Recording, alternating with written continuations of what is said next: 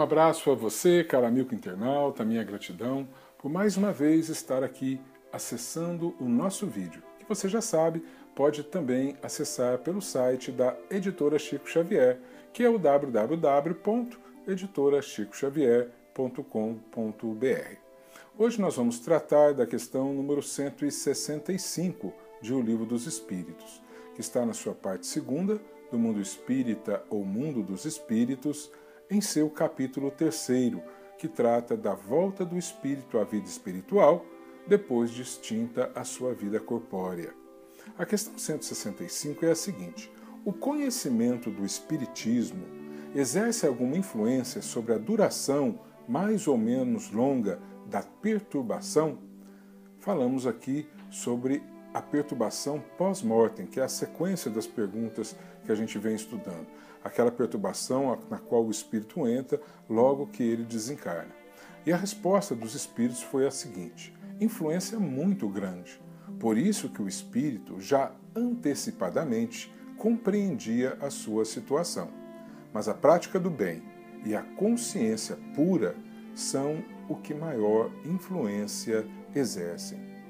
Olha, essa questão tem um comentário até bem longo de Allan Kardec, mas eu acho que vale a pena nós lermos, fica até um pouco cansativo, mas para que nós possamos compreender melhor essa questão tão importante.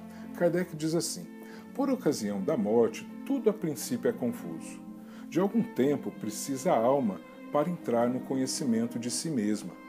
Ela se acha como que aturdida no estado de uma pessoa que despertou de profundo sono e procura orientar-se sobre a sua situação.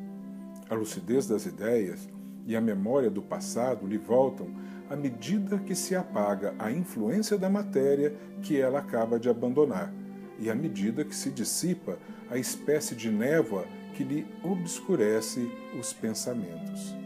Muito variável é o tempo que dura a perturbação que se segue à morte.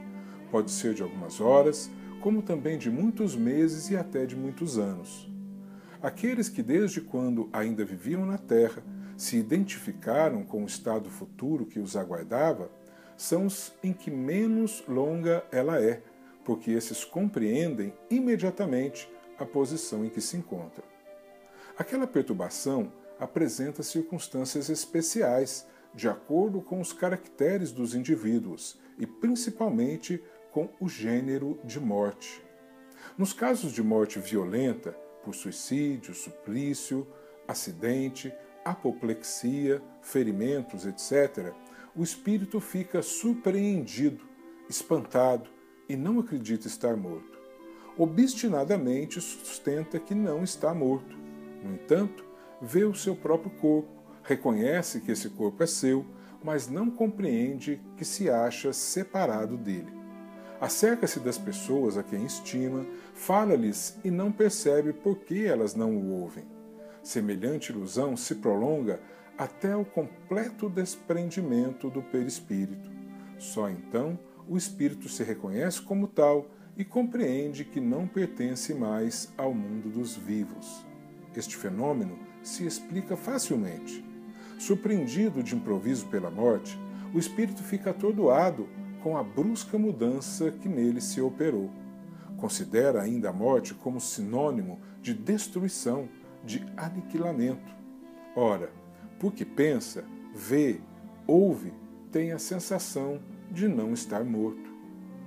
Mais lhe aumenta a ilusão o fato de se ver com um corpo semelhante na forma ao precedente, mas cuja natureza etérea ainda não teve tempo de estudar.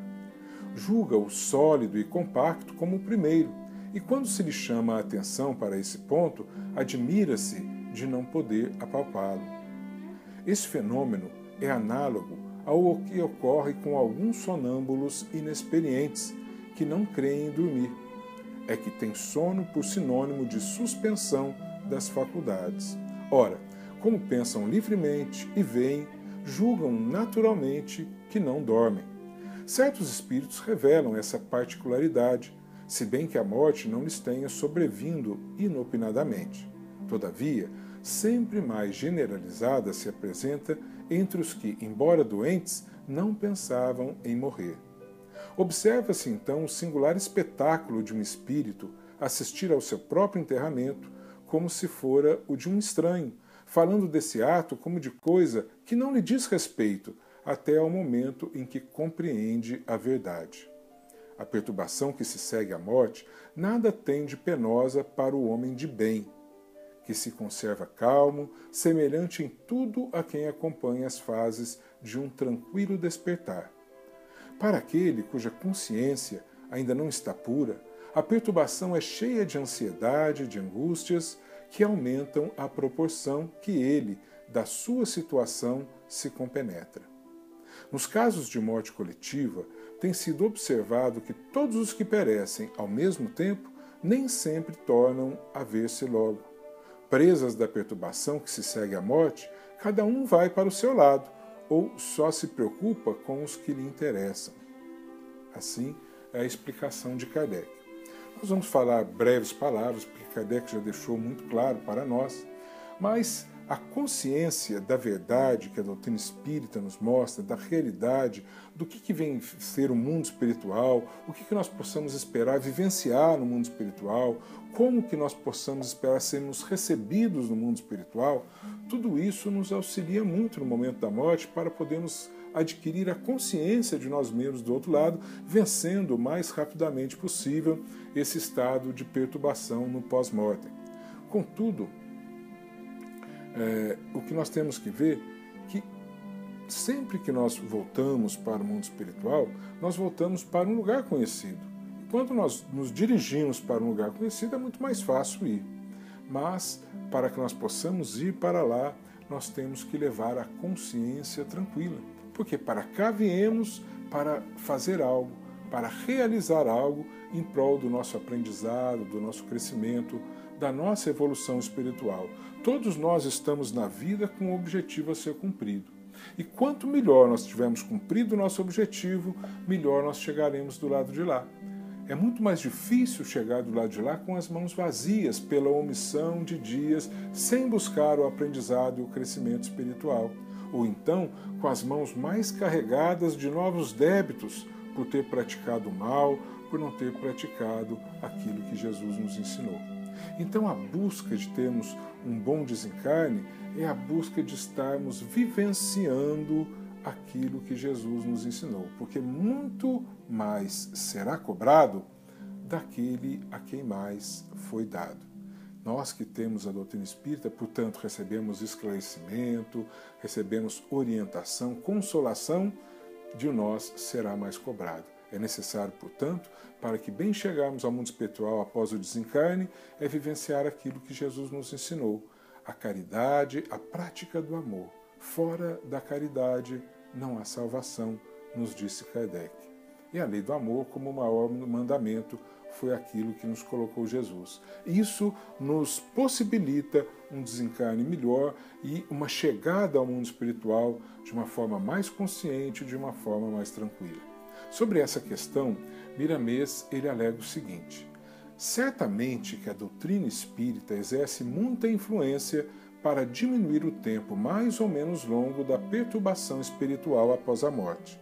No entanto, é preciso que o estudante do Espiritismo coloque em prática os ensinamentos colhidos no Consolador prometido.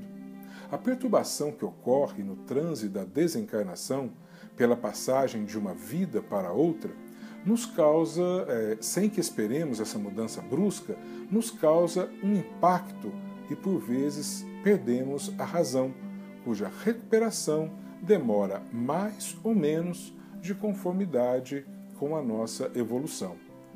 Quando estamos dotados de uma pureza de consciência, essa não impede a nossa lucidez. Vale muito o conhecimento das leis naturais, principalmente quando vivemos essas leis, do modo que foi ensinado por Jesus no seu Evangelho. Depois da divulgação da doutrina espírita na Terra, os espíritas e os espíritos encontraram maior facilidade de se libertarem da inconsciência depois da morte. Os que já se encontram fora do corpo, vagando por aí, sem o verdadeiro conhecimento da verdade, foram esclarecidos e muitos deles hoje trabalham nas fileiras desta filosofia maravilhosa e santa, capaz de devolver a vida às criaturas mortas por ignorância. O Espiritismo, na sua profundidade, é o mesmo cristianismo e mostra a todos os caminhos do amor, que na terra se transforma em caridade e passa a despertar os homens para a vida em Cristo. E que Ele, o Jesus, nos abençoe e ilumine os nossos corações. Muita paz.